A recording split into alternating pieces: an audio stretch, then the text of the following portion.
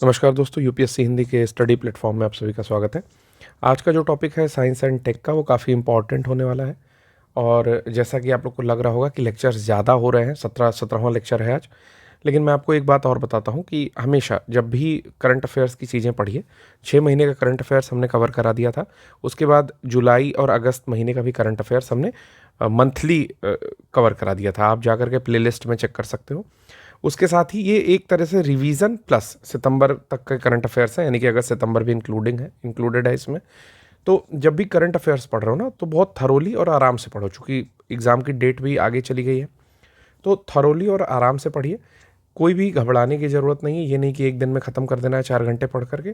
Current affairs ऐसे नहीं पढ़ा जाता है। Current affairs is a process कि उसको आप रोज़ पढ़ रहे हो, थोड़ा थोड़ा पढ़ रहे हो और फिर एक बार कंपाइलेशन पढ़ ले रहे हो, ठीक है। जहाँ तक मेरी समझ है, ठीक है। और अगर आप एक दिन में कवर करना चाहते हो तो उतनी ही तेज भूलेगा भी। करंट अफेयर्स बहुत ही डायनेमिक चीज़ है, वो कोई हिस्ट्री का पोर्शन नहीं कि आपने एक बारी पढ़ लिया तो वो भूलेगा नहीं। करंट अफेयर्स रिवीजन मांगता है, और चूंकि बार बार अपडेट होता रहता है तो चीज़ें भूल जाती हैं। तो मेरा जो हिसाब है कि एग्ज़ाम चूंकि पोस्टपोन हो गया है, इसलिए 1 1 घंटे की 45 मिनट, 55 मिनट, 1 घंटे 10 मिनट इस तरह की क्लासेस करते हुए चलते हैं। एग्ज़ाम टाइम में फिर से मुझे लगता है कि आई दृष्टि या करंट आई दृष्टि की कोई ना कोई पतली बुक आएगी ही आएगी, फिर से रिवाइज करा देंगे। तो निश्चिंत होकर के क्लास करिए। और अगर जल्दी पढ़ना है तो गौरव सर की जो ऑब्जेक्टिव मोड में गौरव सर ने लिया है उसको आप देख सकते हो, उससे सारा फंडा क्लियर हो जाएगा।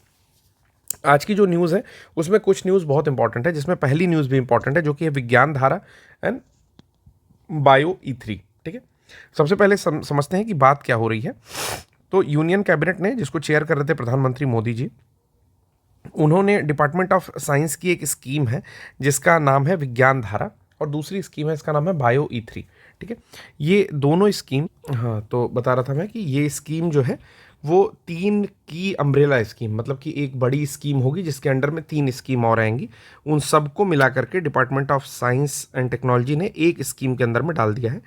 और इसके लिए एक एम्बिशियस बजट भी रखा हुआ है, कितने का, 10,579.84 करोड़ रुपए का एक महत्वाकांक्षी बजट भी इसको एलोकेट किया है। किस साल से किस साल तक के लिए ये स्कीम चल रही है? ये जो आपकी 2 स्कीम्स हैं, पहली विज्ञान धारा और दूसरी बायो E3 पॉलिसी, तो ये 2021-22 से लेकर के 2025-26 तक चल रही है। Alignment with the 15th finance commission, यानी कि जब तक फाइनेंस कमीशन चल रहा है तब तक, ठीक है। अब इसमें इंपॉर्टेंट बात क्या है कि देखिए प्रश्न कहाँ से पूछता है, प्रश्न यहाँ से पूछेगा दोस्तों कि जो विज्ञान धारा स्कीम है वो किस मिनिस्ट्री के अंडर में आ रही है। तो बहुत इजी सा क्वेश्चन है, लगभग सब लोग कर लोगे कि department of science and technology के अंडर में ये स्कीम आ रही है, ठीक है। दूसरी चीज कि कितनी स्कीम्स को इस अम्ब्रेला स्कीम के अंडर में डाल दिया गया है, तो 3 स्कीम्स को इसके अंडर अम्ब्रेला स्कीम के अंदर में डाल दिया जाएगा, ठीक है। तीसरी चीज जो पूछेगा वो सबसे अच्छी पूछेगा कि कितना बजट एलोकेट किया गया है, तो लगभग 10,000, 10,500 करोड़ का बजट एलोकेट किया गया है। और सबसे इंपॉर्टेंट फैक्ट जिसमें बच्चे कंफ्यूज हो जाएंगे और आंसर गलत हो जाएगा कि ये स्कीम किस वर्ष से किस वर्ष के लिए चल रही है, तो याद रखेंगे 2021-22 से लेकर के 2025-26 तक के लिए चल रही है, ठीक है। तो ये चीज़ नहीं भूलनी है, ठीक है। फिर इसके कुछ प्राइमरी ऑब्जेक्टिव्स को देख लेते हैं कि पहला क्या लक्ष्य है इसका, क्या एम है इस स्कीम विज्ञान धारा का। तो पहला इसकी जो एम है वो ये है कि प्रमोट करेंगे कैपेसिटी बिल्डिंग इन साइंस, कि यहाँ पर जो भी क्षमता निर्माण है ना उसको ज़्यादा बिल्ड करने की कोशिश करेंगे, बनाएंगे, ठीक है। तो कैपेसिटी बिल्डिंग का काम यहाँ पर करेंगे। दूसरी चीज़, एडवांस रिसर्च के केस में जो भी नए नए रिसर्च हो रहे हैं रोज, उसके केस में इनोवेशन यानी कि नवाचार के क्षेत्र में टेक्नोलॉजी के डेवलपमेंट के लिए विज्ञान धारा का यूज़ किया जाएगा, ठीक है। तो 4 चीज़ें यहाँ पर बताई जा रही हैं। पहला कि कैपेसिटी बिल्डिंग इन साइंस करेंगे। दूसरी चीज़ कि टेक्नोलॉजी के वो क्षेत्र में काम करेंगे। फिर उसके बाद एडवांस रिसर्च करेंगे, जो भी नए रिसर्च हो सकते हैं वो करेंगे। इनोवेशन करेंगे, नवाचार करेंगे।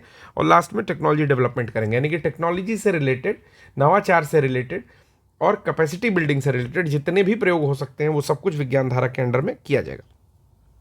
इसके अलावा ये क्या क्या और एम रखती है, ये तो था प्राइमरी ऑब्जेक्टिव। मेन एम क्या रखती है कि हम लोग साइंस, टेक्नोलॉजी और इनोवेशन के इकोसिस्टम पर काम करेंगे देश में, ठीक है।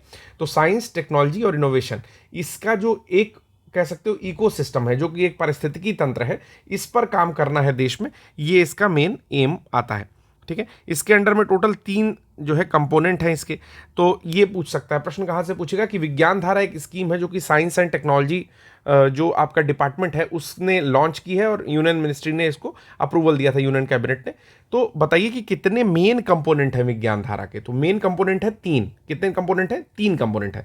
तो ये पॉइंट याद रखना है, क्योंकि जब ये प्रश्न में आता है तो हम लोग को याद नहीं रहता है कि कितने कंपोनेंट हमने पढ़े थे, ठीक है। इसलिए हर एक पॉइंट को मैं यहां पर हाईलाइट कर रहा हूं। तो टोटल 3 कंपोनेंट्स आर देयर, ठीक है। First is science and technology institutional and human capacity building. वही चीज यहां पर भी बात कर रही है कि मानव के जो क्षमता निर्माण है या क्षमता बिल्ड करना है, ठीक है, वो संरचना पर ज्यादा जोर देना है, ठीक है। दूसरी चीज है रिसर्च एंड डेवलपमेंट, यानी कि उसको R&D भी लिखते हैं। तो रिसर्च एंड डेवलपमेंट के ऊपर जो है दूसरा कंपोनेंट ध्यान देता है। और तीसरा है innovation, technology development and deployment, ठीक है। तो यहाँ पर 3 ये मेन कंपोनेंट हो गए, ये पॉइंट याद रखेंगे। फिर आता है बायो E3। ये तो हम बात कर रहे थे विज्ञान धारा के बारे में, अभी हम बात करने जा रहे हैं बायो E3 के बारे में। तो इसको समझ लेते हैं। सबसे पहली चीज इसमें इंपॉर्टेंट है फुल फॉर्म, कि biotechnology for 3E। 3 E's are there, 3 E हैं। पहला है इकोनॉमी, दूसरा है एनवायरमेंट और तीसरा है एम्प्लॉयमेंट।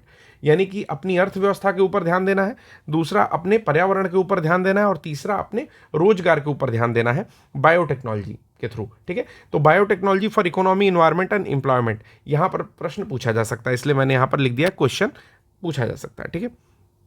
अच्छा, ये क्या क्या करेगा?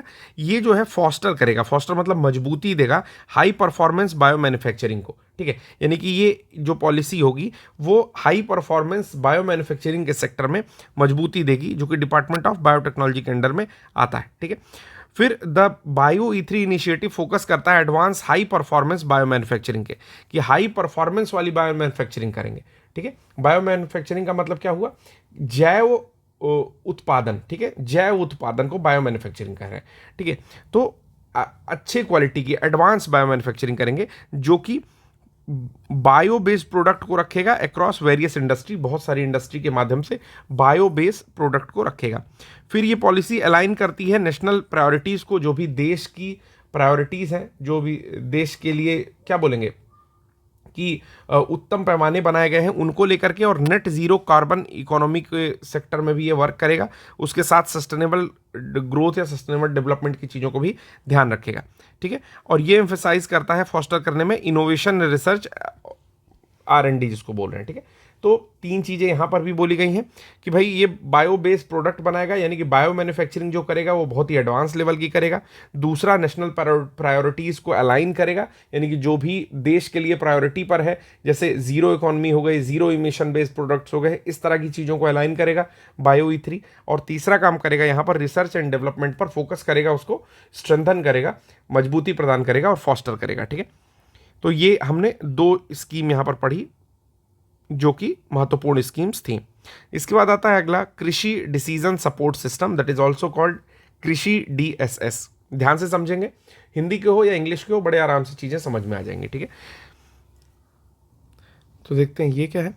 जो कृषि डिसीजन सपोर्ट सिस्टम है, जिसको कृषि DSS भी शॉर्ट फॉर्म में कह रहा है, ये भारत सरकार के द्वारा लॉन्च किया गया है। एक डिजिटल जियो स्पेशियल प्लेटफॉर्म है, यानी कि भू स्थानिक प्लेटफॉर्म है, जो कि कृषि डिसीजन सपोर्ट सिस्टम कहा जा रहा है। और बेसिकली इसको इंडियन एग्रीकल्चर के लिए, भारतीय कृषि के लिए डिज़ाइन किया गया है, ठीक है।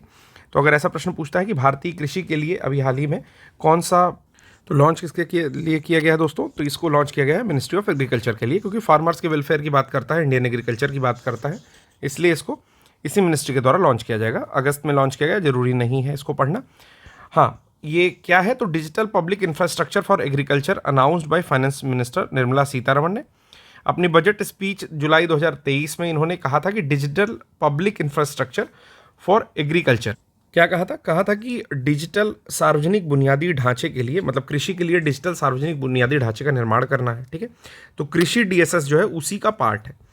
कृषि DSS कैसे फंक्शन करेगा? तो repository of standardise geospatial data on weather, soil, crop, reservoir and ground water data, ठीक है।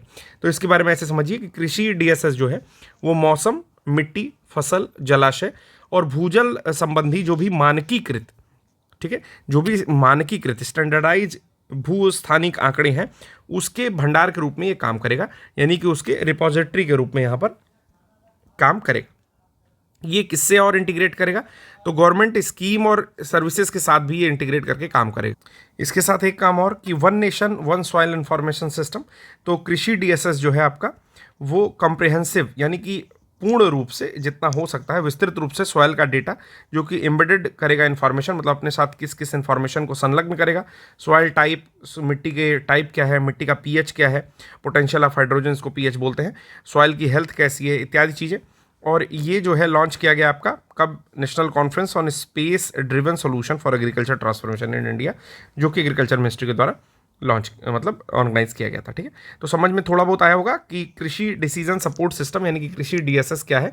एग्रीकल्चर के लिए, इंडियन एग्रीकल्चर के लिए एक डेडिकेटेड डिजिटली डेडिकेटेड प्लेटफॉर्म समझ सकते हैं, जिसको अगस्त के महीने में लॉन्च किया गया। ये क्या करेगा कि पब्लिक, जो निर्मला सीतारमण ने 2023 के अपने बजट भाषण में कहा था कि हम लोग डिजिटल सार्वजनिक बुनियादी ढांचे पर कृषि के लिए ध्यान देंगे, तो उसी के अंतर्गत इसको एक पार्ट के रूप में बनाया गया है। ये क्या करेगा, एक भंडारण के रूप में काम करता है, जो कि जो भी मानकीकृत डेटा होते हैं, चाहे वो वेदर, मौसम से रिलेटेड हो, सॉइल से रिलेटेड हो, क्रॉप से रिलेटेड हो, रिजर्वायर से रिलेटेड, भूमिगत जल से रिलेटेड, इसको अपने पास रखेगा। उसके बाद गवर्नमेंट की जो भी सर्विसेज होंगी उनसे खुद को इंटीग्रेट करेगा, उस हिसाब से अपनी चीज़ें जो है पेश करेगा। ठीक है, और एक कॉम्प्रिहेंसिव डेटा भी रखेगा सॉइल का, जो भी मिट्टी है किसानों की उसके बारे में कि उसकी हेल्थ कैसी है, पीएच कैसा है वहाँ का, उसके साथ सॉइल टाइप कौन सी है। ठीक है, इतनी बातें यहाँ पर डीएसएस में थी। अब अगला आते हैं हम लोग SSLV-D3 EOS 08 मिशन। तो EOS क्या है, EOS का फुल फॉर्म है अर्थ ऑब्जर्वेशन सैटेलाइट। ठीक है, अर्थ ऑब्जर्वेशन सैटेलाइट का 8वां मिशन यहाँ पर है, जिसको कि small satellite launch vehicle that is SSLV-D3 के द्वारा लॉन्च किया गया है। ठीक है, कहाँ से किया गया है, तो SDSC से लॉन्च किया गया है, यानी कि सतीश धवन स्पेस सेंटर श्रीहरिकोटा में है, वहाँ से लॉन्च किया गया है। याद रखिएगा कि EOS यानी कि अर्थ ऑब्जर्वेशन सैटेलाइट या ऑब्जर्वेटरी सैटेलाइट 08 नंबर का है, और SSLV small satellite launch vehicle से इसको लॉन्च किया गया है। EOS के बारे में जानते हैं कि first of its kind mission, मतलब अपनी तरह का ये पहला मिशन है जो कि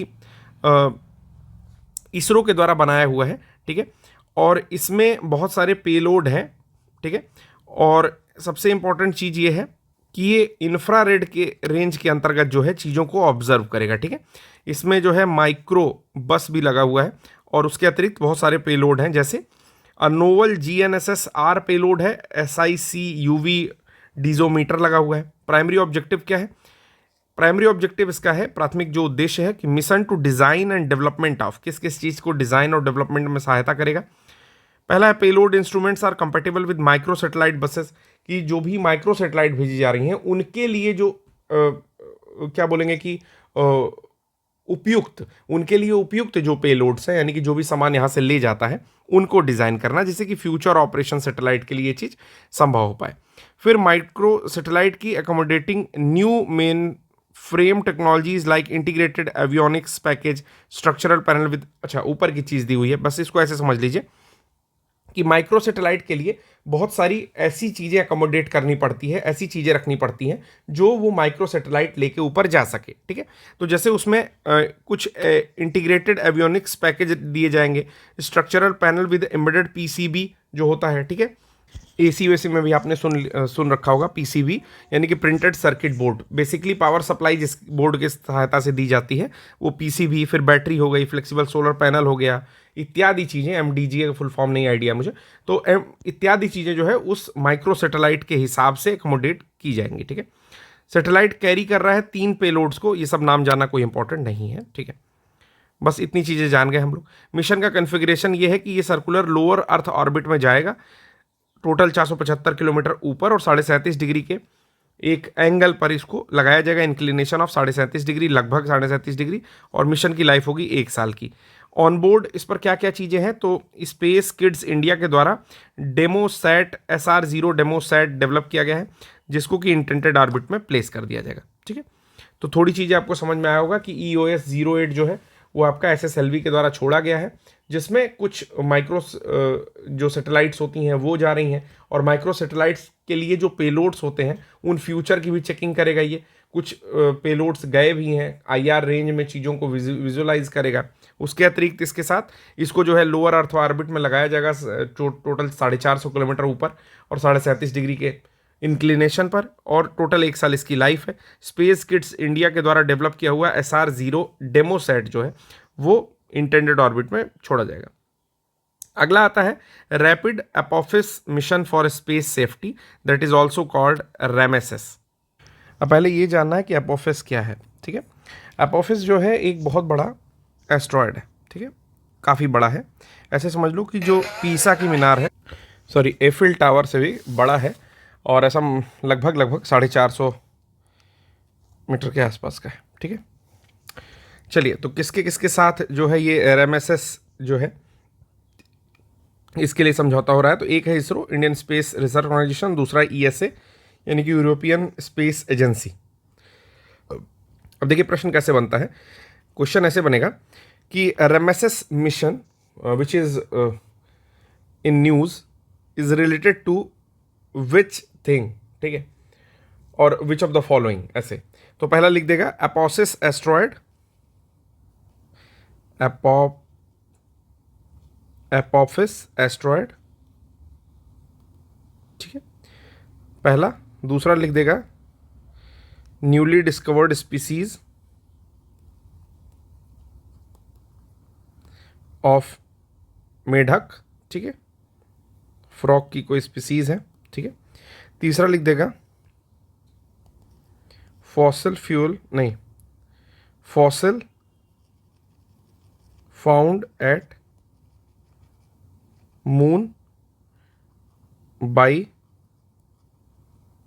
चेंग, ठीक है, मिशन ऑफ चाइना, ठीक है। और चौथा लिख देगा a new artificial intelligence technology, ठीक है ना। तो रैमेसेस मिशन या कुछ और लिख देगा, ठीक है, आर्टिफिशियल इंटेलिजेंस मिशन ऐसा कुछ लिख देगा। तो अब आपको समझ में आ गया होगा कि एपोफिस एस्ट्रॉयड जो है उसके लिए आपका रैमेसेस मिशन जो है ये चलाया जा रहा है। इसको किसी भी तरह से प्रोनाउंस कर सकते हो, मैं रैमसेस पढ़ रहा हूँ, ठीक है। अगर आपको रैम्स ES पढ़ना है तो वो पढ़ सकते हो, कोई रोक नहीं है। बस ये याद रखना है एपोफिस एस्ट्रॉयड के लिए जो है इसको चलाया जा रहा है। अच्छा, ये जो एस्ट्रॉयड है वो पृथ्वी के सबसे क्लोजेस्ट होकर के गुजरेगा अभी तक के, और ये 2029 में ऐसा इनकाउंटर होगा, मतलब ऐसी चीज़ें देखने को मिल रही हैं। कुछ और बातें इसके लिए देख लेते हैं कि रैमेसेस जो प्लानिटरी डिफेंस मिशन, एक तरह का प्लानिटरी डिफेंस मिशन है।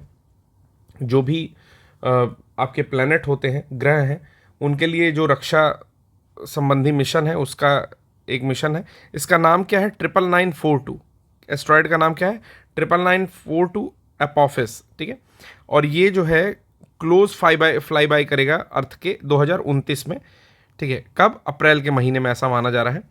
और ये 32,000 किलोमीटर के डायमीटर के पास से गुजरेगा। 375 मीटर इसका डायमीटर टोटल है। और अभी तक का this will be the closest approach of an asteroid of this size of humanity has ever predicted in advance. और ये अभी तक के मानव इतिहास में सबसे क्लोज से गुजरने वाला कोई भी ऐसा एस्ट्रॉयड है, क्षुद्रग्रह है, जो कि मानव ने कभी भविष्यवाणी की है कि ये धरती के नज़दीक से गुजरेगा, ठीक है। इसको कई जगह से नंगी आंखों से देखा जा सकता है, मतलब डायरेक्टली देखा जा सकता है बिना किसी ऐसा बाइनोकुलर की सहायता से। कहाँ कहाँ से देखा जा सकता है? तो लगभग 2 बिलियन लोग देख सकते हैं। कुछ पार्ट ऑफ एशिया से, अफ्रीका और यूरोप से देखा जा सकता है, ठीक है। तो नाम याद रखिएगा एपोफिस मिशन का और जो रैमेसेस मिशन है उसका, ठीक है। अगला है H5N1 वैक्सीन यूजिंग mRNA। तो डायरेक्टली आप जानिए कि ह्यूमन एवियन इन्फ्लुएंजा, जिसको H5N1 कहते हैं। पहला तो क्वेश्चन यहीं से पूछ लेता है दोस्तों कि H5N1 क्या है। तो इसका जो नाम है वो है ह्यूमन एवियन इन्फ्लुएंजा। और ये मैसेंजर mRNA, जिसको मैसेंजर RNA बोलते हैं, उसकी वैक्सीन जो है बना रहे हैं। कौन बना रहा है? तो WHO ने अनाउंस किया है एक नया प्रोजेक्ट कि एक्सेलरेट करेंगे हम लोग जो भी डेवलपमेंट और एक्सेसिबिलिटी है H5N1 के लिए mRNA वैक्सीन का, उसको, ठीक है। बना कौन रहा है? तो उसका नाम है सिनर्जियम बायोटेक, जो कि अर्जेंटीना की मैन्युफैक्चरर कंपनी है। ठीक है, ये इसमें सबसे आगे है। इसके साथ एक MPP भी है, MPP यानी कि मेडिसिन पेटेंट पूल, WHO है और mRNA इस प्रोग्राम में है। ठीक है, तो ये भी खत्म हो गया हम लोग का। H5N1 की वैक्सीन बन रही है, mRNA वैक्सीन बन रही है। ठीक, अगला आता है कि नासा का चापिया प्रोजेक्ट आ रहा है। ठीक है, चापिया प्रोजेक्ट है, अब इसको चाहे जैसे आप पढ़ लीजिए। ठीक, तो ये इसमें 4 वॉलेंटियर क्रू मेंबर हैं नासा के मार्स सिमुलेटिंग मिशन 1 साल के बाद जो है रेप्लिकेट कर रहा है ये कि रेड प्लेनेट जो मार्स है वहाँ पर हैबिटेट कैसा होगा, वहाँ पर आवास कैसा होगा, वहाँ रहना कैसा होगा। ठीक है, इस चीज़ को रेप्लिकेट किया जा रहा है, यही है चैपिया मिशन। यहाँ पर जो है नासा के जो मेंबर्स हैं यानी कि क्रू हैं उनकी हेल्थ परफॉर्मेंस को एक्सप्लोर किया जाएगा एनालॉग प्रोजेक्ट के थ्रू, जिसका नाम है चैपिया। ठीक है, तो फुल फॉर्म भी वही है, crew health and performance exploration analog project. ठीक है, लोकेशन कहाँ पर है तो ये चीज़ याद रखना है कि जो चैपिया प्रोजेक्ट है किसका है, तो पहले तो नासा का है, दूसरा Johnson space centre Houston Texas USA। तो ह्यूस्टन जो है टेक्सास में, वहाँ पर जॉनसन स्पेस सेंटर है, वहाँ इसको कंडक्ट किया जा रहा है। नासा ने 3D प्रिंटेड स्ट्रक्चर बनाया है जिसका नाम है मार्स ड्यून अल्फा, जो कि जॉनसन स्पेस सेंटर ह्यूस्टन में वहाँ पर स्थित है, और वहाँ पर इम्प्लीमेंट किया जा रहा है चैपिया प्रोजेक्ट।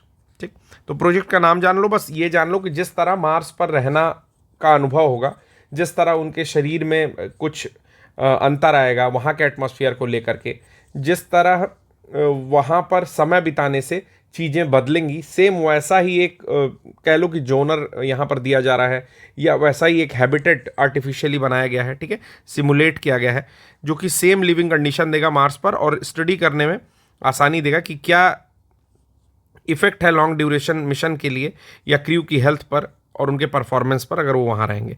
सबसे इंपॉर्टेंट चीज़ क्या है, मार्स ड्यून अल्फा, तो ये नाम आप लोग याद कर लीजिए, मार्स ड्यून अल्फा।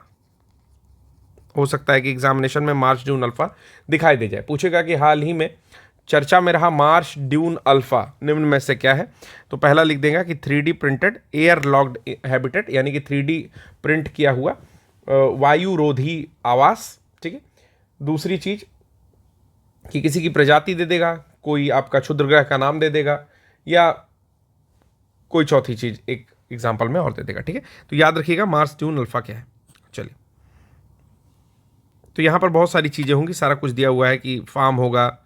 ठीक है, 12,000 स्क्वायर फीट का एक्स्ट्रा वेंटिकुलर एक्टिविटीज़ के लिए, फिर उसका जिम होगा, बाथरूम होगा, बेडरूम होगा, बहुत कुछ। ठीक है, एम क्या है मिशन का, तो नासा चाहता है कि हम डेटा कलेक्ट कर पाएँ कि पोटेंशियल इम्पैक्ट क्या होता है लॉन्ग ड्यूरेशन अगर आप लोग मिशन करते हैं मार्स पर, तो क्रू की हेल्थ पर, उनके परफॉर्मेंस पर क्या अंतर पड़ता है, ये सारी चीज़ें हम लोग देख पाएँ। ठीक है, अगली चीज़ यहाँ पर क्या है देख लेते हैं कि इंडिया, अगली न्यूज़ क्या है दोस्तों, अगली न्यूज़ है कि इंडिया ने शॉर्टलिस्ट किया है एस्ट्रोनॉट्स को, किस चीज़ के लिए, तो एक्सियम 4 मिशन है, ISS International Space station mission, उसके लिए। ठीक है, इंपॉर्टेंट बातें देख लेते हैं कि किसको किसको पहले किन किन एस्ट्रोनॉट्स को यहाँ पर शॉर्टलिस्ट किया गया है, एक्सियम 4 मिशन क्या है और इंडिया क्या करने वाला है।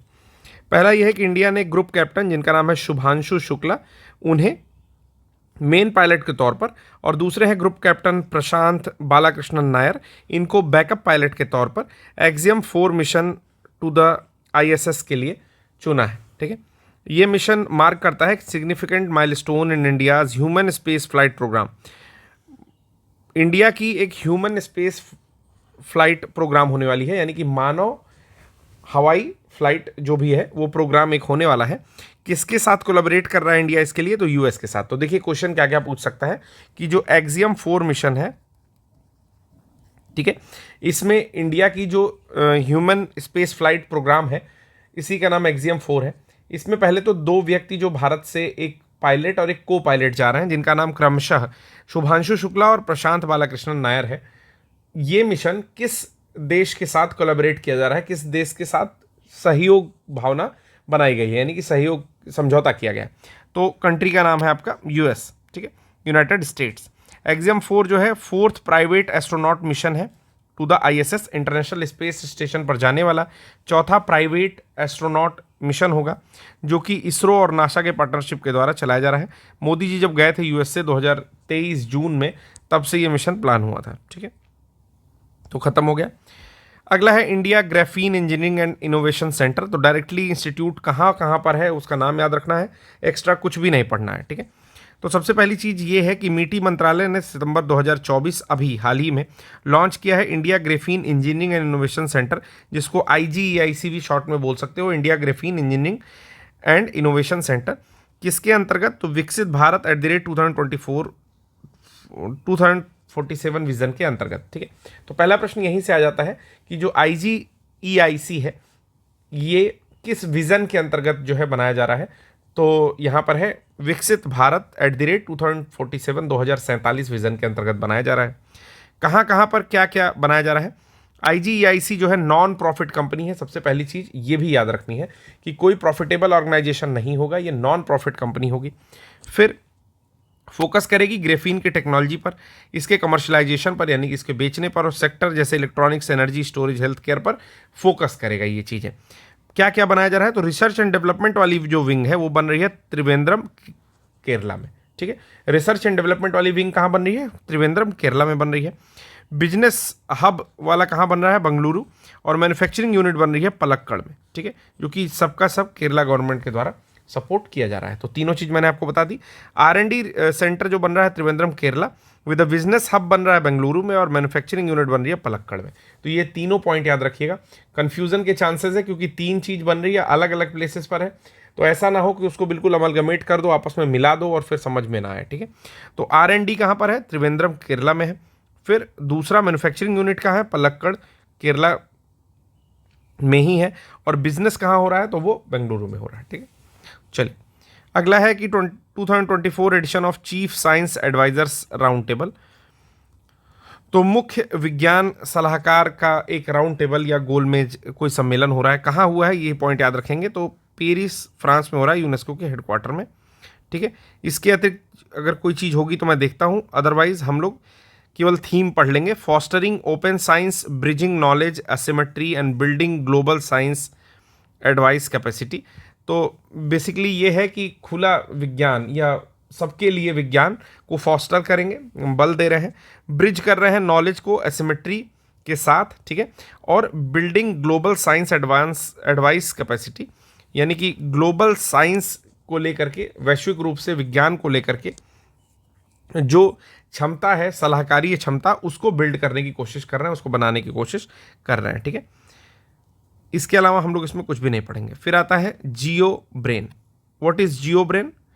तो आप जान ही रहे हो आर्टिफिशियल इंटेलिजेंस का ज़माना है, मैं इसको टिक कर रहा हूँ, हो सकता है कि ये क्वेश्चन कहीं देखने को मिल जाए। तो 47वीं AGM मीटिंग हुई थी रिलायंस की, उसमें चेयरमैन मुकेश अंबानी ने इंट्रोड्यूस किया है जियो ब्रेन। एक AI इनिशिएटिव है, सबसे पहली चीज़ ये याद रखनी है, क्योंकि ब्रेन को सीधे आर्टिफिशियल इंटेलिजेंस से आप लोग को जोड़ देना है, और जियो ब्रेन इसका नाम है। ये क्या करेगा? ये एक AI टूल है जो कि इम्प्रूव करेगा ऑपरेशनल इफिशियंसी, जो भी कार्यात्मक क्षमता है, कार्यात्मक इफिशियंसी है, उसको इम्प्रूव करेगा। कस्टमर की इंगेजमेंट अक्रॉस रिलायंस बिजनेस, जितने भी कस्टमर की इंगेजमेंट है पूरे के पूरे रिलायंस बिजनेस के अंदर, उसको देखेगा ये, ठीक है। उसकी इंगेजमेंट करेगा, नहीं कस्टमर की इंगेजमेंट करेगा, कस्टमर को बेसिकली बचा के रखेगा, ऐसा समझ लो हिंदी में। और ये इनिशिएटिव का एम क्या है? इंटीग्रेट AI, मतलब जो भी कंपनी है उसके साथ AI को इंटीग्रेट कर देना, जिससे कि ऑपरेशन और बेटर डिसीजन मेकिंग, उसके साथ डीपर कस्टमर इंसाइट, आराम से चीज़ें हो पाए। AI का यूज़ क्यों करते हैं? AI का यूज़ इसलिए करते हैं क्योंकि जो काम आदमी कर रहा है उससे बेटर एफिशिएंसी के साथ और उससे कम आदमियों की संख्या में एक आर्टिफिशियल इंटेलिजेंस यूनिट लगा करके हम लोग वो काम कर सकते हैं। सपोज करो कि एक AI आ गया, आर्टिफिशियल इंटेलिजेंस आ गया, अब उसको चलाने के लिए एक बंदा बैठा दिया जो कि 10 बंदों के जॉब को रिप्लेस कर सकता है, ठीक है। तो इसी चीज़ के लिए आया है कि बेटर डिसीजन मेकिंग कर पाएगा AI की मदद से, कस्टमर इंसाइट को अंदर तक देख पाएगा कि मतलब कस्टमर की इच्छा क्या है, क्या चीज़ कस्टमर को परोसा जाए, किस तरह से चीज़ें अरेंज की जाए, और कंपनी के ऑपरेशंस को भी देखा जाएगा, ठीक है, इसकी मदद से। अगला आता है AIPI, दैट इज अगली खबर क्या है? आर्टिफिशियल इंटेलिजेंस प्रिपेयर्डनेस इंडेक्स, जिसको AIPI कहते हैं। सबसे पहला प्रश्न यहाँ से बन सकता है कि इसको कौन जारी करता है? तो इंटरनेशनल मॉनेटरी फंड के द्वारा रिलीज किया जाता है आर्टिफिशियल इंटेलिजेंस प्रिपेयर्डनेस इंडेक्स को, ठीक है। उसके बाद आता है कि कितनी कंट्रीज़ को कवर किया गया है। 174 कंट्रीज़ को कवर किया गया है। क्या ट्रैक करता है ये ट्रैक करता है कि डिजिटल इंफ्रास्ट्रक्चर किसी कंट्री में, human capital, labour market policy, innovation and economic integration, regulation and ethics किस तरीके से किसी कंट्री में है, ये चीज़ ये मेज़र करता है। ठीक है, इंडिया की रैंक क्या है, तो 72/174, जैसा तरीका मैंने बताया था उस तरीके से हम लोग लिखेंगे कि 174 कंट्रीज़ में 172वां नंबर जो है वो इंडिया का है। कौन टॉप कंट्रीज़ हैं मोस्ट प्रिपेयर्ड फॉर एआई, जो आर्टिफिशियल इंटेलिजेंस के लिए सबसे ज़्यादा प्रिपेयर है? सिंगापुर, डेनमार्क और यूनाइटेड स्टेट्स। याद करना काम है आपका, DSDU से याद कर सकते हो, चाहे जैसे याद करो। 72 नंबर पर इंडिया है, ये चीज़ याद करनी है। और नीचे से कौन है, तो सेंट्रल अफ्रीकन रिपब्लिक है, उसके बाद अफगानिस्तान और सबसे अंतिम में साउथ सूडान है। ठीक है, सूडान से अलग होकर के साउथ सूडान बना था, जो कि 193rd मेंबर था आपका यूएन का। ठीक है, याद रखिएगा। चलिए, AIPI के टोटल 4 की डायमेंशंस होते हैं, जिसके नाम है डिजिटल इंफ्रास्ट्रक्चर कैसा है किसी कंट्री में, कि कितनी ज़्यादा डिजिटलाइज है कोई कंट्री, ह्यूमन कैपिटल कैसा है कि मानव पूंजी कैसी है, और लेबर मार्केट कैसा है, या उसके लिए पॉलिसीज़ जो होती हैं लेबर मार्केट के लिए वो कैसी हैं, इनोवेशन एंड इकोनॉमिक इंटीग्रेशन कैसा है कि क्या क्या नवाचार किए जा रहे हैं, अर्थव्यवस्था को लेकर के किस तरह से इंटीग्रेट किया जा रहा है उस चीज़ को, और रेगुलेशन एंड एथिक्स लास्ट में है कि किसी भी रूल रेगुलेशन को, एथिक्स को ध्यान में रख करके किस तरह से अप्लाई किया जाता है। ठीक है, और अलग अलग कैटेगरी में जो है रैंकिंग की जाती है। ठीक है, तो यहाँ तक ये चीज़ें खत्म हो गई। अगला है गौरव, नाम याद रखिएगा, गौरव सर के नाम पर, गौरव सर भी बिल्कुल बम है। ठीक है, तड़ाक से IPS बन गए। उसी तरीके से याद रखिएगा कि गौरव ग्लाइड बम है। क्या है, ग्लाइड बम है। तो DRDO ने इसको जो है बनाया है और कैरी एक सक्सेसफुल बम बनाया है, जिसका नाम है मेडन फ्लाइट टेस्ट। अच्छा, इसकी फ्लाइट टेस्ट किया है DRDO ने, सॉरी बम नहीं बनाया है, फ्लाइट टेस्ट किया है लॉन्ग रेंज ग्लाइड बम की, जिसको LRGB बोला जाता है। ठीक है, LRGB बोला जाता है, लॉन्ग रेंज ग्लाइड बम। और गौरव को किससे छोड़ा गया था, तो सुखोई 30 Mark 1 से प्लेटफॉर्म के रूप में यूज़ किया गया था इंडियन एयरफोर्स के द्वारा। गौरव जो है एयर लॉन्च किया गया 1000 kilogram class glide bomb, capable of hitting target along long distance, बहुत दूरी से किसी भी जो टारगेट है उसको मारने में सक्षम है ये। और गौरव को डिज़ाइन और डेवलप किया गया इंडिजिनसली, मतलब स्वदेशी रूप से, रिसर्च सेंटर इमारत हैदराबाद के द्वारा। ठीक है, फिर इसके बाद क्या है कि इसको डिज़ाइन एंड डेवलप कहाँ किया गया है, तो रिसर्च सेंटर इमारत, जो कि RCI हैदराबाद में स्थित है, वहाँ पर किया गया था। ठीक है, अच्छा, फ्लाइट टेस्ट के दौरान क्या हुआ कि जो ग्लाइड बम गौरव है उसने टारगेट को पिन पॉइंट एक्यूरेसी से हिट कर दिया। नेक्स्ट आता है DRDO's अभ्यास। क्या है DRDO का अभ्यास, तो ये high speed expendable aerial target, इसी का नाम दिया गया है अभ्यास। इसके लिए DRDO वर्क कर रहा था, इसने सक्सेसफुली कंप्लीट किया है 6 consecutive developmental trial of heat अभ्यास के विद इम्प्रूव बूस्टर कॉन्फ़िगरेशन, मतलब बूस्टर कॉन्फ़िगरेशन के साथ में।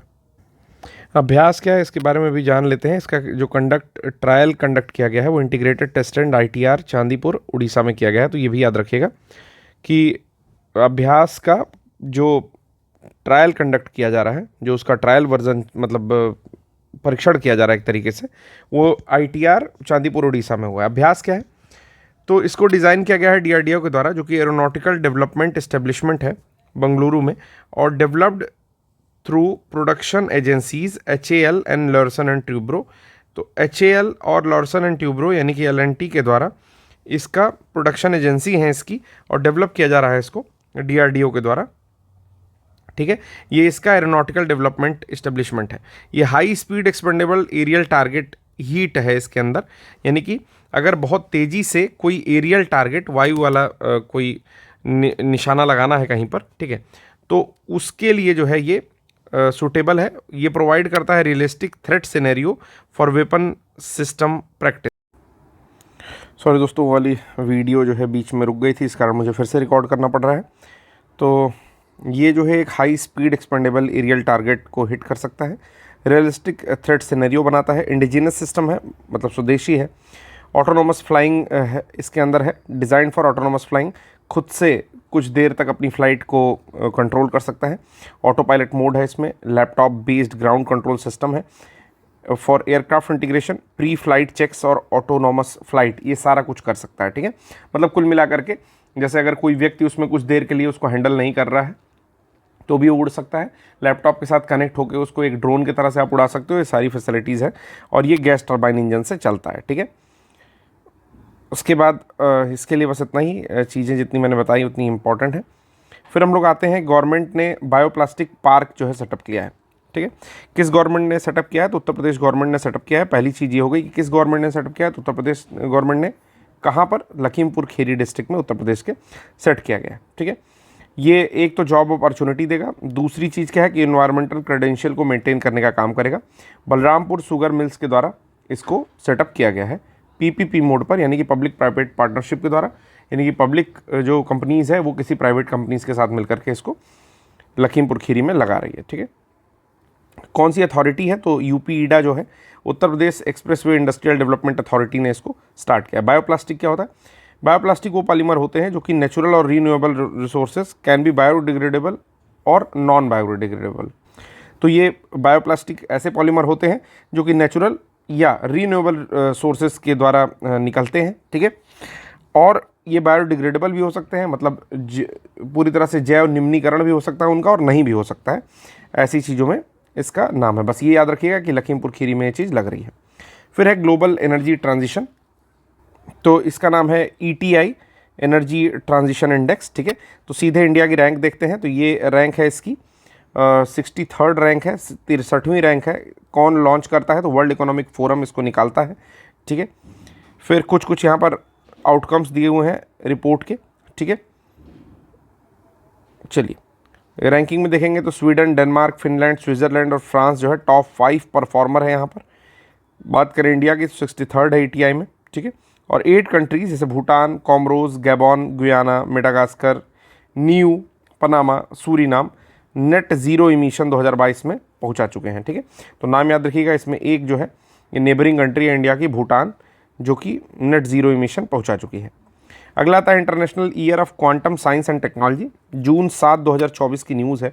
यूनाइटेड नेशन ने डिजिग्नेट किया था द ईयर 2025 को international year of quantum science and technology. आप बताओगे कि कैमलेट या कैमल वाला ईयर जो है, कैमल के बच्चों का ईयर किसको घोषित किया गया है?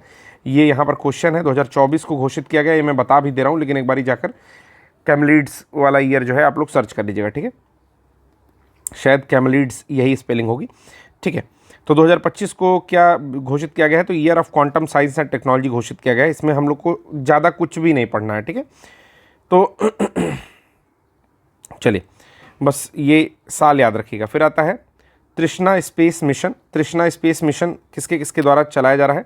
तो Indian Space Research Organisation ISRO ने तृष्णा जो है वो स्पेस मिशन लॉन्च किया है। किसके साथ मिलकर के? तो फ्रांस की जो स्पेस एजेंसी है, इसका नाम है CNES, सेंटर नेशनल डी इट्यूड्स स्पेशियल्स, इसके साथ मिल करके तृष्णा मिशन चलाया है, ठीक है। याद रखिएगा, इंडिया और फ्रांस मिलकर के चला रहे हैं। तृष्णा का फुल फॉर्म क्या है? Thermal infrared imaging satellite for high resolution natural resources assessment, ठीक है। तो T for thermal, R for infrared, ठीक है, I for imaging, S for satellite, H for high resolution, N for natural resources, A for assessment. कब launch होगा? 2025 में launch होगा। Objective है इन्वायरमेंटल मॉनिटरिंग, इन्वायरमेंट की मॉनिटरिंग करना, वाटर का मैनेजमेंट करना और अर्बन प्लानिंग यानी कि शहरी प्लानिंग को देखना, ठीक है। अगला आता है विद्युत रक्षक मॉनिटरिंग सिस्टम। विद्युत रक्षक जो है इंटरनेट ऑफ थिंग्स इनेबल्ड है, यानी कि इसमें इंटरनेट ऑफ थिंग्स का यूज़ किया जा रहा है और ये जनरेटर की इफिशियंसी को बढ़ाएगा। बस इसमें कुछ भी नहीं जानना है ज़्यादा, बस ये जानना है कि डिज़ाइन किया गया था आर्मी डिज़ाइन ब्यूरो के द्वारा और लॉन्च किया गया है इंडिया में, ठीक है। फिर आता है world's first 3D printed rocket. काफ़ी ज़्यादा इंपॉर्टेंट है, एग्जामिनेशन में इससे प्रश्न जरूर मिलना चाहिए। मुझे लगता है कि 100%, बिल्कुल 100% गारंटी है कि प्रश्न मिलना ही मिलना चाहिए। बहुत ध्यान से सुनेंगे कि 30 मई के आसपास क्या होता है कि चेन्नई बेस का एक स्टार्टअप है, चेन्नई का एक स्टार्टअप है जिसका नाम है अग्निकुल कॉस्मोस। उसने लॉन्च किया है अग्निबाण सब ऑर्बिटल टेक्नोलॉजी डेमोस्ट्रेटर, यानी कि इसका नाम रखा है सॉर्टेड, ठीक है। अग्निबाण इसने लॉन्च किया है। फुल फॉर्म क्या होता है? Sub orbital technology demonstrator, that is sorted in short. Abbreviation में देखेंगे सॉर्टेड बोला जाएगा। ये वर्ल्ड का पहला देश का नहीं, वर्ल्ड का पहला रॉकेट पावर्ड एक फुली 3D प्रिंटेड इंजन है, यानी कि एक इंजन है ये जो अग्निबाण है और ये फुली 3D प्रिंटेड है, ठीक है। अब इसकी टेस्ट फ्लाइट क्या हुई थी, 2 स्टेज है इसमें अग्निबाण में, ठीक है। 1 और 2 स्टेज में लॉन्च किया जा सकता है। टेस्ट फ्लाइट एम करती है कि डेमोन्स्ट्रेट करे कंपनी को इन हाउस टेक्नोलॉजी और कलेक्ट करे क्रिटिकल फ्लाइट डेटा, मतलब जो भी फ्लाइट डेटा है उसको भी जो है ये जुटा सके, इस तरह की चीज़ें हैं। लॉन्च कहाँ से किया जाएगा, तो SDSC से ही लॉन्च किया जाता है। लॉन्च बाई तमिलनाडु की जो अग्निकुल कॉस्मोस है उसके द्वारा लॉन्च किया जा रहा है। स्पेशल चीज़ क्या है लॉन्च के बारे में, तो जो अग्निबाण है दैट इज सॉर्टेड यानी कि सब ऑर्बिटल टेक्नोलॉजी डिमॉन्स्ट्रेटर, ये लॉन्च किया जा रहा है धनुष के द्वारा। और धनुष क्या है, इंडिया का पहला प्राइवेट लॉन्च पैड है, ठीक है। तो दोनों चीज़ याद रखनी है, पहले तो आपको अग्निकुल का अग्निबाण याद रखना है, और दूसरी चीज़ मतलब अग्निबाण दैट इज सॉर्टेड, जो उसका फुल फॉर्म है सब ऑर्बिटल टेक्नोलॉजी डेमोन्स्ट्रेटर, और दूसरी चीज़ धनुष याद करना है जो इंडिया का पहला प्राइवेट लॉन्च पैड है, ठीक है, जो कि अग्निकुल के द्वारा लॉन्च किया गया था। ये मार्क करता है इंडिया के first rocket launch powered by a semi cryogenic engine. इसमें सेमी क्रायोजेनिक इंजन का प्रयोग हुआ है, ठीक है। क्रायोजेनिक वाला आप जानते होंगे कि ठंडी जगहों पर भी जो ईंधन काम करते हैं उन्हें क्रायोजेनिक इंजन कहते हैं, और जो स्टडीज़ होती हैं उन्हें क्रायोजेनिक्स कहते हैं, ठीक है। अग्निकुल कॉस्मोस के बारे में बता रहा है कि चेन्नई बेस्ड कंपनी है 2017 की, ठीक है, जो कि IIT मद्रास के द्वारा जो है सपोर्ट किया गया इसरो और इन स्पेस के द्वारा, और उसने एक पहला प्राइवेट लॉन्च पैड बनाया जिसका नाम है धनुष, और अभी उसने अग्निबाण बना दिया है जो कि mobile small lift launch system है, छोटा है और एक लॉन्च सिस्टम है जो कि अग्निकुल कॉस्मोस के द्वारा बनाया गया है। अग्निबाण रॉकेट जो है 3 स्टेज का है, पहला स्टेज इसका 7 अग्निलेट इंजन्स के द्वारा चल रहा है। इसमें सबसे इंपॉर्टेंट चीज़ लिक्विड ऑक्सीजन और केरोसिन यूज़ की जाएगी, ये तीसरा पॉइंट याद रखिएगा। एज ए ऑक्सीडाइज़र यानी कि ऑक्सीकारक के तौर पर और फ्यूल के तौर पर, ईंधन के तौर पर क्या यूज़ किया जाएगा, लिक्विड ऑक्सीजन और केरोसिन यूज़ की जाएगी। थर्ड स्टेज के पास पेलोड होगा जो कि लगभग 100 किलोग्राम के आसपास होगा, ठीक है। उसके अलावा टेरेन 1 का नाम याद रखिए कि नोटेबल एफर्ट दिया गया है, यानी कि काफ़ी जानकारीपूर्ण एक चीज़ है कि नोटेबल एफर्ट हुआ है towards the first 3D printed rocket launch. तो 2 stage small lift fully 3D printed rocket vehicle, जो कि सेकंड स्टेज फेल हो गया था, ठीक है, और ये डेवलप किया गया था अमेरिकन एरोस्पेस मैन्युफैक्चरर और लॉन्च सर्विसेज के द्वारा, रिलेटिविटी स्पेस के द्वारा, ठीक है, जिसका नाम क्या था, टेरेन 1। तो अभी धनुष और दूसरी चीज़ आपका अग्निबाण, ये दोनों ज़्यादा फेमस यहाँ पर हैं, ठीक है। फिर कोविशील्ड की कंट्रोवर्सी हुई थी, तो ये चीज़ें हम लोग नेक्स्ट जो भी लेक्चर होगा उसमें देखेंगे। हालांकि मैंने आगे की चीज़ें पढ़ ली हैं, लेकिन मुझे लगता है कि जब पोस्टपोन हुआ है तो आराम आराम से पढ़ते हुए चलते हैं, ठीक है। तो आज के लिए बस इतना ही, धन्यवाद।